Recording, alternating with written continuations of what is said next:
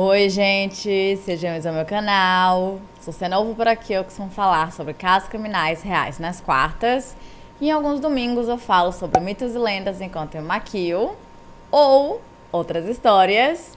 Então, se você gosta desse tipo de conteúdo, não se esqueça de se inscrever e deixar seu like, que é muito importante para a divulgação do canal, principalmente se faz isso no comecinho do vídeo. E caso você tenha uma sugestão de casos criminais, mitos, lendas ou basicamente qualquer tipo de história, é só comentar aqui embaixo que eu anoto tudo e tento trazer o mais rápido possível. E caso você também tenha uma história real de algum caso criminal que aconteceu com você, com a sua família ou até mesmo na sua cidade, ou quem sabe um evento mais paranormal, do jeito que a gente tanto ama, é só enviar por e-mail ddmeanoitestories@gmail.com. Porque quem sabe a sua história pode ser contada no nosso próximo episódio, no Depois da Meia-Noite. Mas, antes de seguir para o caso de hoje, eu preciso dizer para vocês que ele é cheio de mistérios e grandes revelações. Assim como o nosso patrocinador de hoje, que é o jogo June's Journey. Caso você não conheça esse jogo, o que eu duvido muito, iremos acompanhar a vida da detetive June Parker após o assassinato da sua irmã e do seu marido.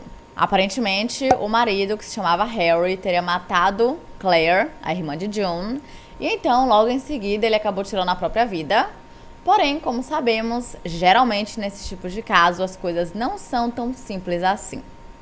Ou seja, tem muito mais mistério e grandes revelações, principalmente sobre alguns segredos da própria família. E além de ser um jogo de encontrar objetos escondidos em toda uma cena muito bem trabalhada, todo o jogo tem não sei, sabe? É muito bonito visualmente. Eu acho que esse tipo de jogo te envolve ainda mais, porque você fica com vontade de continuar ali por mais tempo, jogando, passando para a próxima fase para descobrir alguma nova pista, encontrar algum objeto que você estava precisando para até mesmo montar a sua casa. E a cada nova fase você fica mais perto de descobrir o que realmente aconteceu. Então, dito isso, eu convido vocês a baixarem o jogo June's Journey com o link que está aqui na descrição, porque com esse link vocês vão ganhar 4.500 moedas, que é o equivalente a R$100, então você já começa assim com tudo. Além, claro, de o jogo ser um jogo gratuito, então não custa nada, literalmente. E claro, eu quero saber depois a opinião de vocês, o que vocês acharam, se vocês gostaram, se vocês descobriram o que realmente aconteceu. E se você já conhece o jogo, comenta aqui embaixo também, porque eu tô louca pra saber sua opinião.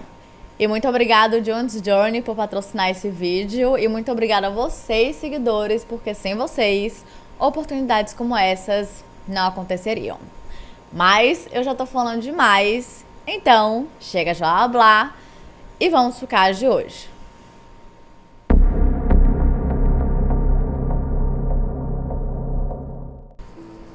É extremamente triste saber que milhares de pessoas são encontradas mortas no mundo inteiro, mas a grande parte dela permanece sem identificação por anos, se é que acabam sendo identificadas algum dia. E o caso de hoje poderia facilmente ter entrado nessa lista se não fosse por diversos erros cometidos pelos seus assassinos. De acordo com o relatório do Instituto Nacional de Justiça dos Estados Unidos, cerca de 40 mil conjuntos de restos mortais não identificados estão se decompondo em necrotérios, escritórios de legistas e sepulturas anônimas em todo o país, incluindo mais de 1.300 apenas no estado de Nova York. Nas regiões de Rochester, Buffalo e Niagara Falls, existe uma enorme quantidade de vítimas não identificadas em casos que acabaram sendo arquivados com o tempo, apenas pela falta de evidências. Um exemplo desses casos é o caso da Caledonia Jane Doe, que foi encontrada no dia 10 de novembro de 1979 em um milharal perto de Caledonia, em Nova York, e demorou 35 anos até que ela fosse identificada como Tammy Jo Alexander, que era uma jovem que fugiu de Brooksville e em algum momento foi executada. Mas infelizmente, esse caso permanece sem solução até hoje, e sim, eu pretendo trazer ele para o canal. De acordo com o Sistema Nacional de Pessoas Desaparecidas e Não Identificadas, hoje, no dia em que eu estou gravando esse vídeo, os Estados Unidos têm um número de 22.881 casos abertos de pessoas desaparecidas, 14.397 casos abertos de pessoas não identificadas e 15.644 pessoas não reclamadas. E como eu falei, esse número é literalmente do dia que eu estou gravando esse vídeo, porque eu já tive que mudar esses números 3 vezes até agora, o que é completamente insano, e é com isso que começamos o caso de hoje. Então vamos lá. Craig Wallace Rideout nasceu em 1966 e foi criado no subúrbio de Rochester, chamado Pittsford, que fica em Nova York. Ele era filho de Richard Rideout, que era um veterano da Marinha da Segunda Guerra Mundial e que infelizmente morreu de câncer em 2003, e a sua mãe, Agnes Rideout, também conhecida apenas como Nessie, era um agente de viagens para executivos corporativos, o que eu particularmente achei muito chique. Não sei se na prática é muito chique, mas o nome é muito chique. Ele tinha uma irmã mais velha chamada Robin, e no começo, quando eles eram adolescentes, era aquela coisa, eles eram super unidos, colados um no outro, mas aconteceu o que normalmente acontece, cada um foi crescendo, foi entrando na adolescência, e eventualmente eles foram se interessando por coisas diferentes e acabaram se separando um pouco, mas quando eles se tornaram adultos, eles voltaram a ser inseparáveis.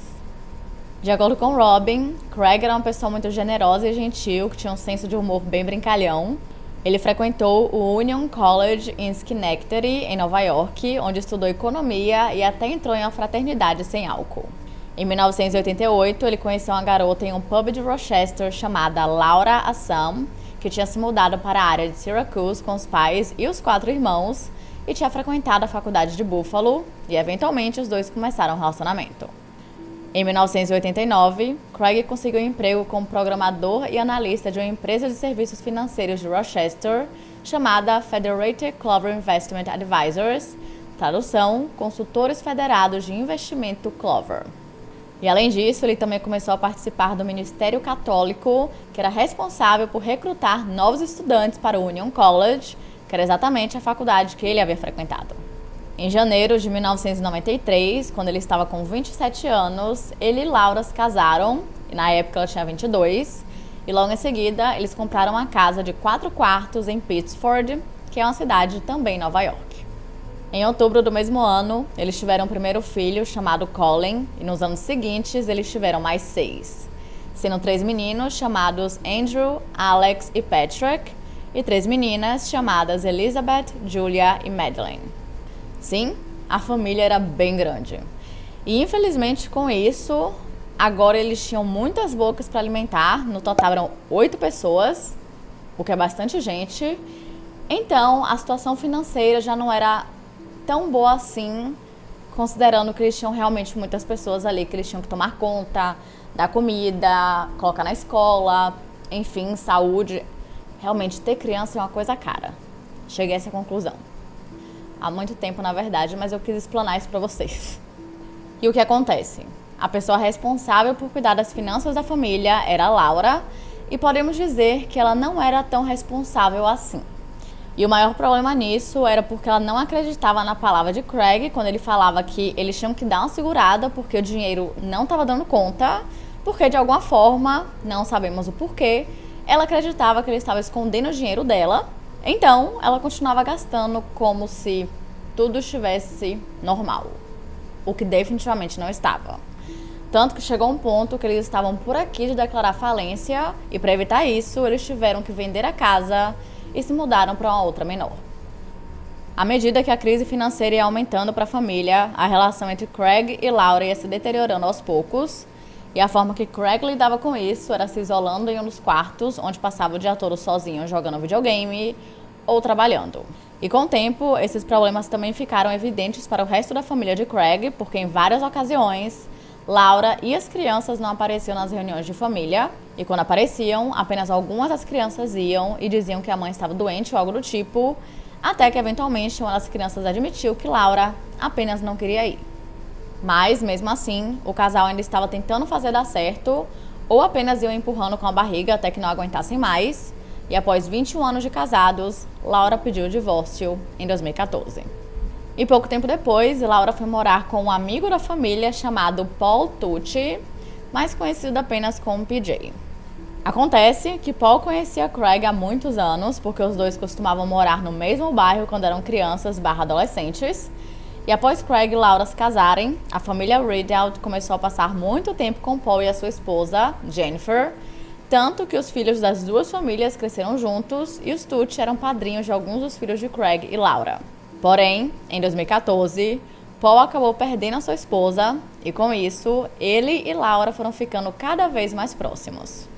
Pelos próximos 2 anos, Craig e Laura tiveram que lidar com os termos do divórcio, incluindo a guarda dos 7 filhos, mas os mais velhos, que eram Colin, Andrew, Alex, Elizabeth e Julia, acabaram decidindo morar com a mãe.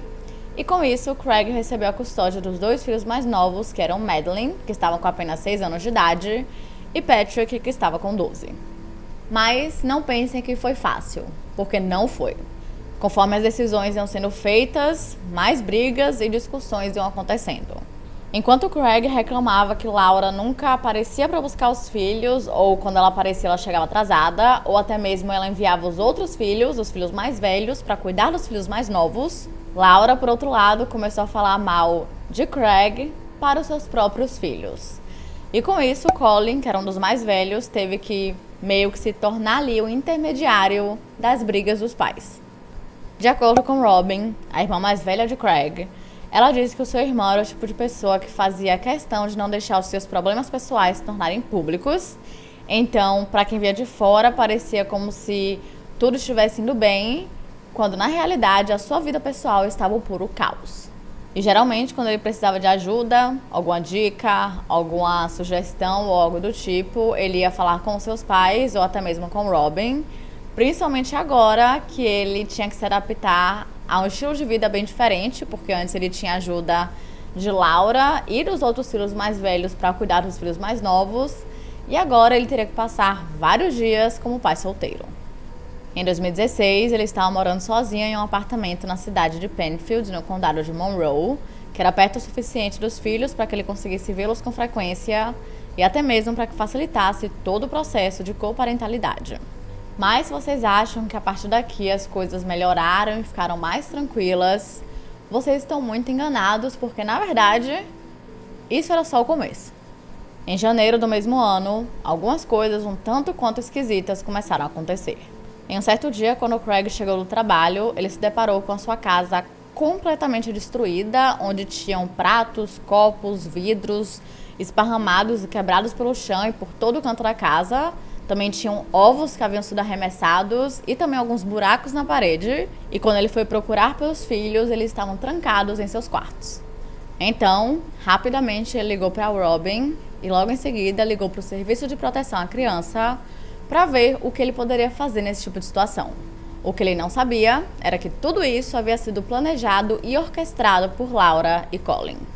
Os dois haviam passado os últimos dias planejando tudo, porque eles queriam fazer com que Craig passasse por ser uma pessoa negligente e abusiva com os filhos, para que, consequentemente, os filhos, lembrando que eram crianças, falassem disso para a polícia ou para o Serviço de Proteção à Criança e, consequentemente, Laura conseguisse a guarda completa.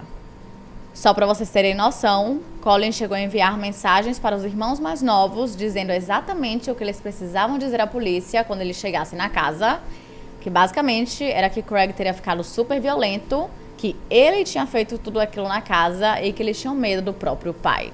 Ele ainda disse para que eles não hesitassem em ligar para emergência caso Craig começasse a gritar, porque isso seria ótimo no tribunal. Mas, felizmente, o plano deu completamente errado. Porque apesar de eles tentarem passar essa visão completamente distorcida de Craig, ele simplesmente não era essa pessoa. E a única reação que ele teve ao chegar em casa e ver todo aquele caos era ficar extremamente preocupado e assustado com a segurança dos seus filhos.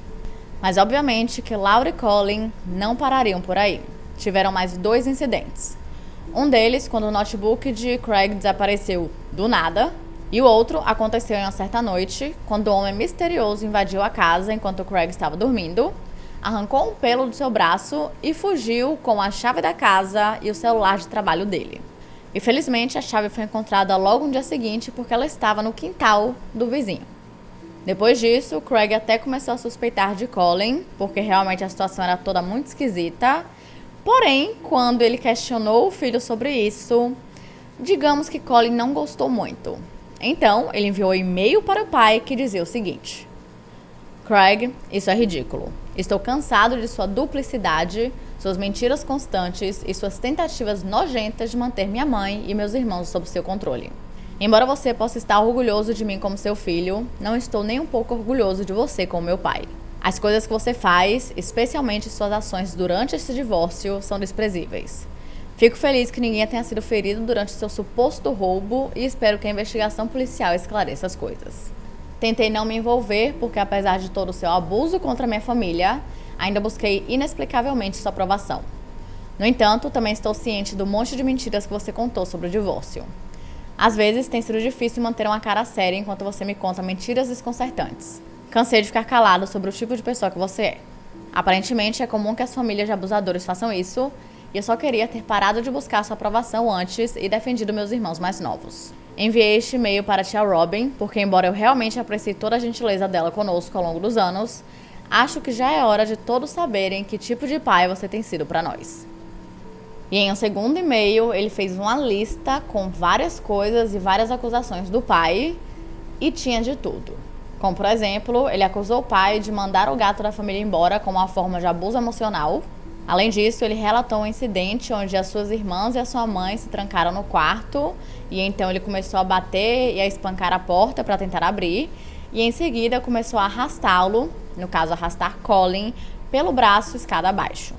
Também tinham várias acusações onde aparentemente as suas irmãs haviam enviado várias mensagens de texto para ele, Colin, enquanto aparentemente elas estavam se escondendo de Craig. E além disso, tinham várias outras coisas onde Craig supostamente teria sido violento, abusivo e controlador.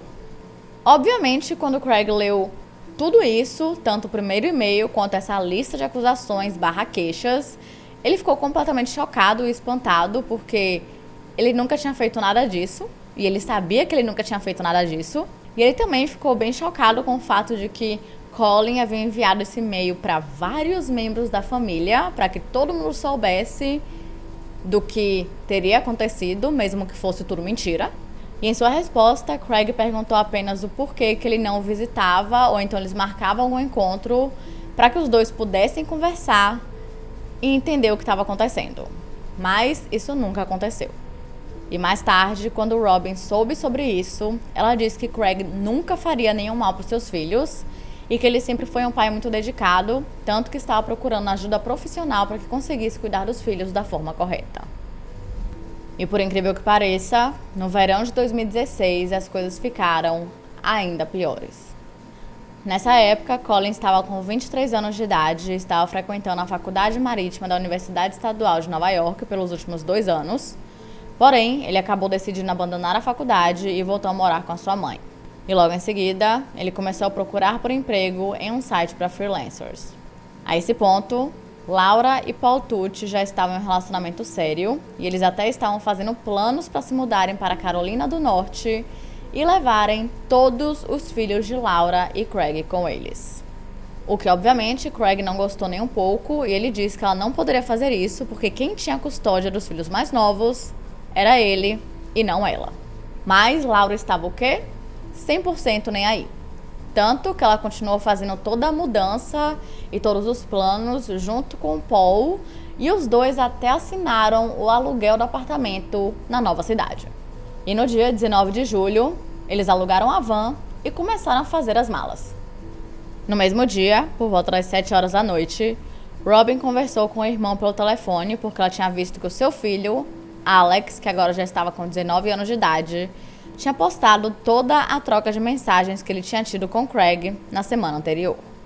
Mas Craig pediu para que ela não comentasse nada na publicação porque levaria tudo isso para a audiência de custódia que teria na semana seguinte, porque ele não queria dar ainda mais munição para Laura e fazer com que ela usasse isso de alguma forma contra ele.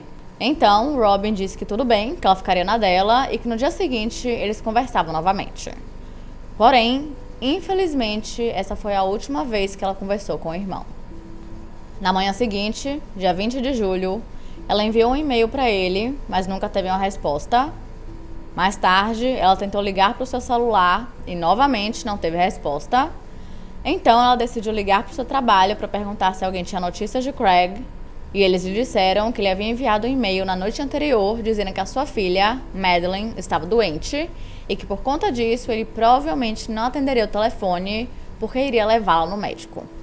Imediatamente, Robin achou tudo isso muito estranho e por conta disso ela decidiu ir até a casa dele durante seu intervalo do almoço para ver se estava tudo bem. E ao chegar lá, ela foi até as portas de vidro do pátio e foi então que ela percebeu que tinha uma pessoa dentro da casa e inicialmente ela pensou que fosse Craig, mas não era Craig. Na verdade, era ninguém mais e ninguém menos do que Laura. E como se apenas esse fato não fosse esquisito o suficiente para tornar as coisas ainda mais suspeitas e estranhas, ela estava limpando a cozinha. Mais especificamente, a bancada da cozinha. E caso vocês não lembrem o porquê tudo isso é muito estranho, bom, tem o fato de que ela odiava Craig com todas as forças e ela não fazia questão nenhuma de esconder isso pra ninguém. E também tinha um outro fator. Ela tinha ordens judiciais que ela não poderia entrar na casa dele sem a sua permissão. Então, assim, suspeito. Assim que passou o choque com essa situação, Robin entrou na casa e imediatamente Laura começou a falar que ela sabia que não demoraria muito tempo até que alguém fosse procurar por Craig e que ela não sabia onde ele estava. Ela até chegou a mostrar uma mensagem que aparentemente Patrick, que era um dos filhos que morava com Craig, enviou para ele pedindo que ele respondesse as mensagens. Porém, tinha um problema. A mensagem não vinha do celular de Patrick, e sim do celular de Alex, que era um dos filhos que morava com Laura, mas ela tinha uma desculpa para isso. De acordo com ela, Patrick estava usando um celular antigo de Alex por algum motivo que não sabemos e, sinceramente, não importa. Mas a grande pergunta aqui, a chave da questão, é por que diabos Laura estava dentro da casa de Craig sem os filhos? De acordo com ela teria ido buscar os filhos, mas como ela viu que a cozinha estava cheirando mal, ela começou a decidir limpar tudo. Obviamente, Robin não acreditou nisso nem por um segundo, porque realmente não fazia o menor sentido, mas ela decidiu permanecer ali tranquila na frente de Laura para que ela não percebesse que ela sabia que tinha uma coisa errada. E enquanto elas continuavam conversando, Robin começou a passar o olho pela casa e ela percebeu que os 3 pares de sapato de Craig, que no caso eram os únicos que ele tinha, estavam perto da escada, que era exatamente o local onde ele sempre deixava. E isso é importante porque se os 3 sapatos que ele tinha estavam ali, aonde ele estava, sendo que ele não sairia descalço. Pouco tempo depois, as duas saíram da casa e ela também percebeu que Laura parecia exausta e que estava carregando um saco de lixo junto com ela. Em seguida, Laura entrou no carro que estava na garagem de Craig, que era um Ford Fusion marrom, enquanto o carro dele, que era uma minivan Honda Odyssey, não estava em lugar nenhum. Quando Robin voltou para o trabalho, ela contou sobre tudo isso para o seu chefe e imediatamente ele falou que ela tinha que ligar para o advogado do irmão e, em seguida, ligar para a emergência para relatar o seu desaparecimento. Enquanto isso, pouco antes do amanhecer daquela mesma manhã, em uma pequena cidade chamada Pan Am, que fica a cerca de 72 quilômetros de distância da casa de Craig, um fazendeiro que estava indo para o trabalho com a sua bicicleta passou por 2 carros que estavam estacionados perto do cruzamento da rua Yatesville e percebeu que tinham 2 pessoas paradas perto do veículo. E até aí tudo bem, ele não imaginou nada demais e continuou seu caminho e foi para o trabalho.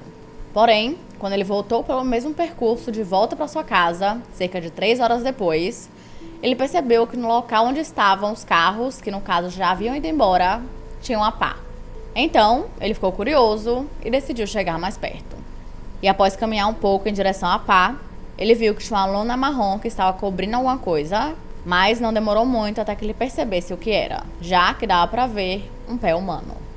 Imediatamente, ele entrou em contato com o escritório do xerife do condado de Yates e quando os policiais chegaram no local, eles retiraram a lona e se depararam com o corpo humano de um homem e o rosto desse homem estava completamente desfigurado por conta de algum produto químico que havia sido utilizado para derretê-lo. Além da pá que estava ao lado do corpo, os policiais também viram que tinha uma parte mexida na terra, porque alguém havia tentado cavar uma cova, mas como a terra estava muito seca, essa pessoa desistiu e deixou tudo do jeito que estava. Antes que as evidências e o corpo fossem retirados do local, o celular da vítima começou a tocar e dava para ver o nome Robin Drew. a irmã de Craig Rideout. Acontece que na época em que o celular de trabalho de Craig foi roubado, Robin lhe deu um celular pré-pago e Laura não sabia da existência dele. Até onde eu sei, a ligação não foi atendida pelos policiais. Acredito que no momento que eles encontraram o celular e foram apertar, a ligação já havia caído, ou porque eles estavam muito preocupados com a situação de tirar a vítima daquele local, preservar as evidências e identificá-la. Então, os restos mortais foram levados para o gabinete do médico legista do condado de Monroe, que fica na cidade de Brighton, em Nova York, onde a doutora Nadia Granger fez a necrópsia. Como eu falei para vocês, o rosto de Craig estava completamente deformado e era impossível conseguir identificá-lo naquele momento, mas na necrópsia foi descoberto que o produto químico utilizado para isso havia sido um limpador de drenos líquidos que é altamente cáustico. E além do seu rosto, a sua parte superior do peito também estava encharcada com produto químico, além das suas impressões digitais. Ou seja, a conclusão que chegamos a isso é que o responsável pela sua morte havia realmente ido fundo no quesito tentar esconder a sua identidade. Ele tinha diversos ferimentos na cabeça e em seu pescoço, e dava para ver claramente que ele também havia sido estrangulado com tanta força que havia quebrado um de seus ossos do pescoço e um vaso sanguíneo havia estourado na região. Além de tudo isso, ele tinha várias lacerações na testa e na bochecha, uma fratura na órbita direita e diversos ferimentos na lombar.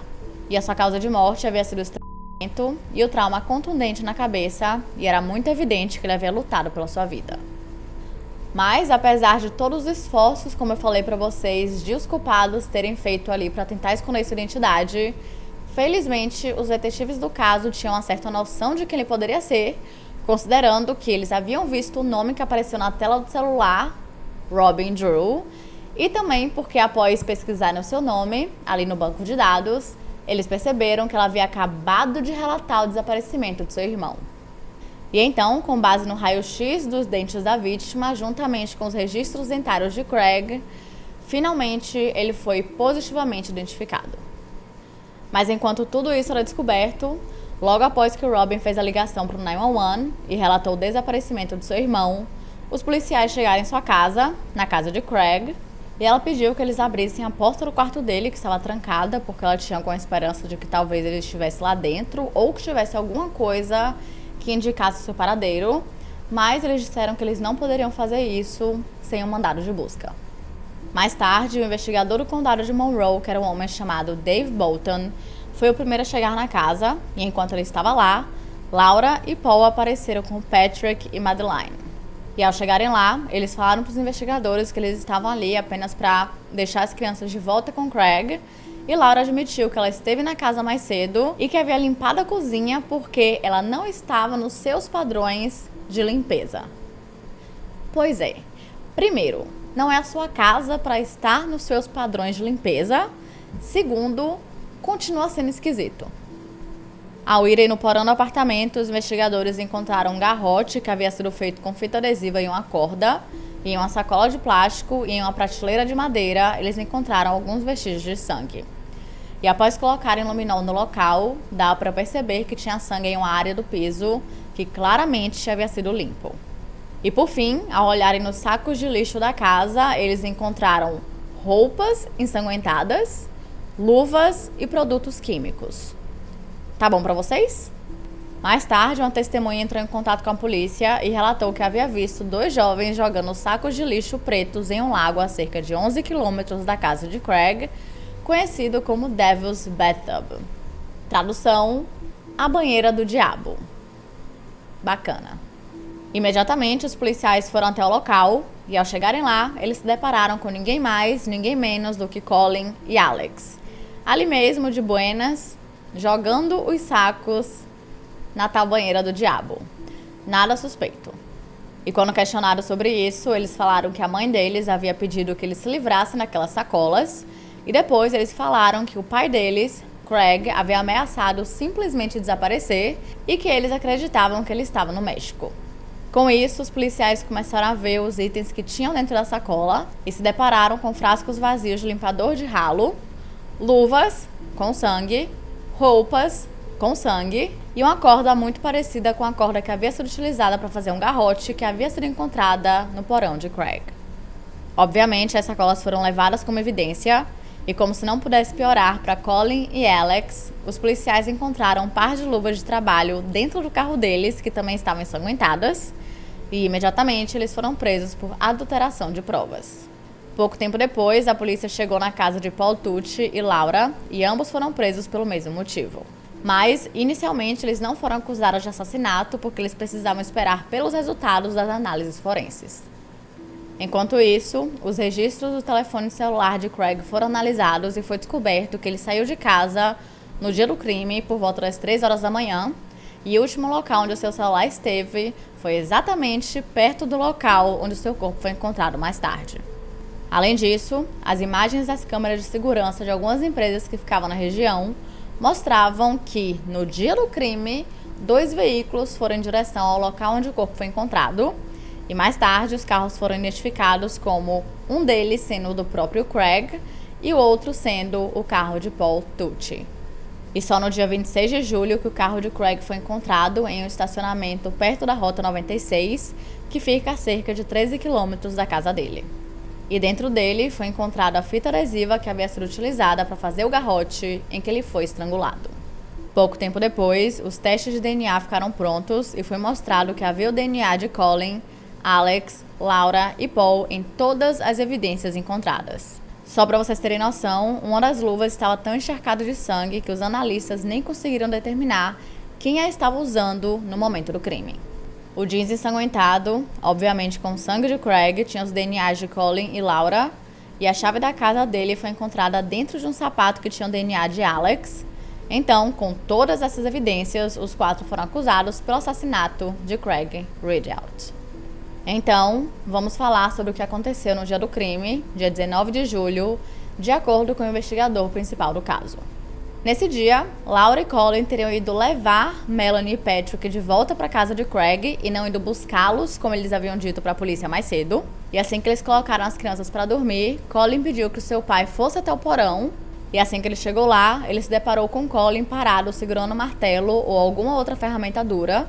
E logo em seguida, antes que ele pudesse entender o que estava acontecendo, o seu próprio filho começou a atingi-lo diversas e diversas vezes no rosto. E em seguida, como se não fosse suficiente, ele foi estrangulado até a morte. E isso fez com que ele ficasse com diversos ferimentos na região do pescoço, que eu já falei para vocês mais cedo. E isso fez com que ficasse tanto sangue no local que fizesse com que Alex, Colin, Laura e quem mais que estivesse no local tivesse que ficar ali dentro por mais tempo, até que eles conseguissem limpar tudo, ou pelo menos tentassem, porque claramente eles não conseguiram.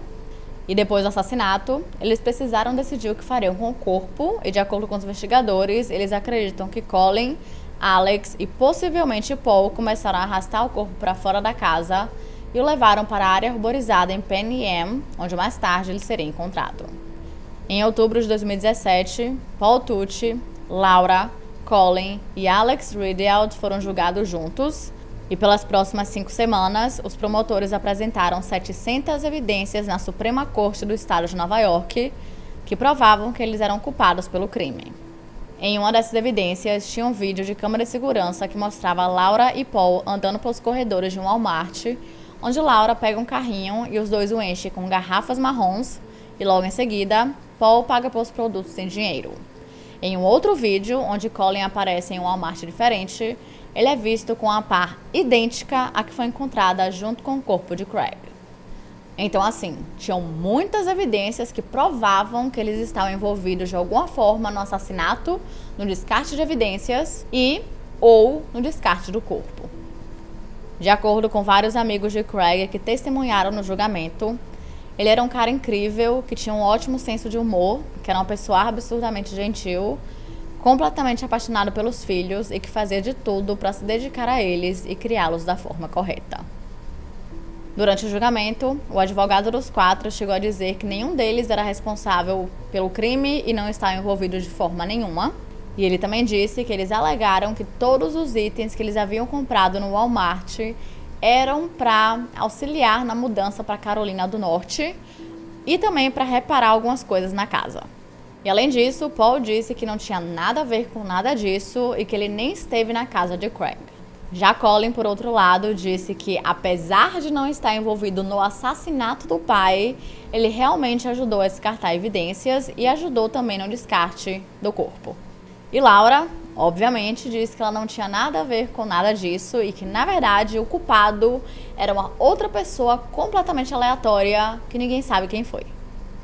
O advogado também disse que todas as evidências, as 700 evidências, haviam sido contaminadas, porque, de acordo com ele, não sei se é verdade, no momento em que as coletas foram feitas na cena do crime, os policiais colocaram as coisas uma em cima da outra, sem colocar num saquinho ou sem colocar, sei lá, em algum outro local onde se coleta evidências. Eu só conheço o saquinho. E isso fez com que as coisas meio que se contaminassem ali. Mas, como essas coisas não faziam muito sentido nesse caso, porque existiam muitas evidências que provavam que os 4 estavam envolvidos de alguma forma, o júri não concordou com nenhum argumento da defesa.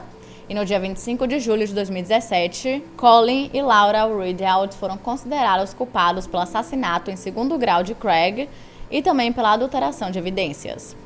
E Laura também foi considerada culpada de uma acusação de roubo por estar dentro do apartamento de Craig após seu assassinato e ter levado consigo alguns itens. Por fim, o juiz Moran condenou Colin, que estava com 24 anos de idade na época, a uma pena mínima de 25 anos de prisão, e ele poderá ser elegível à liberdade condicional em 2043. Laura, que estava com 46 anos, também foi condenada a um mínimo de 25 anos de prisão e ela será elegível à liberdade condicional em 2055, quando tiver 83 anos. Já Alex, que estava com 20 anos, acabou sendo absolvido da acusação de assassinato, mas foi considerado culpado pela alteração de evidências e, por conta disso, foi condenado a no máximo 4 anos, mas após cumprir 3 anos e meio, no dia 16 de março de 2021, ele foi libertado da prisão.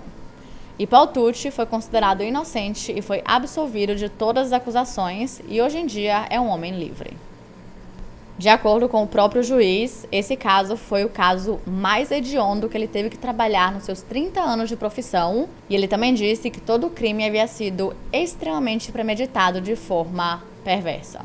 Após o fim do julgamento, Paul deu uma entrevista onde ele disse que ele acredita que todo mundo seja inocente, incluindo ele mesmo.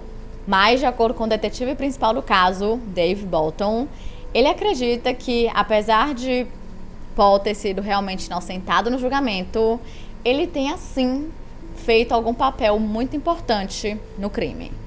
E ainda disse que ele acredita que Paul chegou a atingi-lo no rosto com algum objeto de metal não identificado e ajudou a se livrar do corpo, considerando que Craig era um homem grande e pesado. Então, fica aí o questionamento. Em 2019, Paul vendeu sua casa e se mudou para Carolina do Sul. E de acordo com seu LinkedIn, ele é o fundador e CEO de uma empresa de cobrança de telecomunicações chamada Telebill. E ele costumava visitar Laura na prisão toda semana. Alguns anos depois, o próprio Colin chegou a dizer que a sua mãe não assumia a responsabilidade por nada e que, na verdade, ela ficou jogando a culpa nos próprios filhos, incluindo no próprio julgamento. E de acordo com ele, ela havia dito para ele que aquele produto que ele estava comprando, na verdade, era realmente para desentupir uma pia e que a pá havia sido plantada na cena do crime. Mas, obviamente, ele não explicou o porquê que ele comprou a pá em primeiro lugar. E, infelizmente, apesar desse caso ser solucionado, eu acho que nunca saberemos o que realmente aconteceu no dia 19 de julho. Em relação aos filhos mais novos, Patrick e Madeleine, nenhuma informação foi divulgada sobre onde eles estão morando hoje em dia e com quem, mas acredita-se que ambos estejam com outros membros da família em outra cidade. Nem a própria Robin tem informações deles, mas ela ainda tem esperanças de que eles procurem por ela em algum momento, quando estiverem prontos. E ela agradece todos os dias que o corpo do seu irmão tenha sido encontrado, porque, como eu falei no comecinho do vídeo, ele poderia facilmente ter se tornado uma pessoa desconhecida. E sabe-se lá quanto tempo demoraria até que ele fosse identificado. E a razão pela qual ele foi identificado tão rapidamente foi o fato de que o Robin ligou para ele exatamente no momento em que os investigadores estavam no local, encontrando seu corpo. Mas, felizmente, o seu caso foi solucionado e ele recebeu a justiça que ele merece. E é isso, gente. Esse foi o caso de hoje. Não se esqueçam de se inscrever e deixar seu like, que é muito importante para a divulgação do canal. E caso vocês tenham uma sugestão de casos criminais, mitos, lendas ou basicamente qualquer tipo de história, é só comentar aqui embaixo que eu anoto tudo e tento trazer o mais rápido possível. E caso você também tenha uma história real de algum caso criminal que aconteceu com você, com a sua família ou até mesmo na sua cidade, ou quem sabe um evento mais paranormal, do jeito que a gente tanto ama, é só enviar por e-mail ddmeanoitestories@gmail.com. Porque quem sabe a sua história pode ser contada no nosso próximo episódio, no Depois da Meia-Noite. Então é isso, até semana que vem!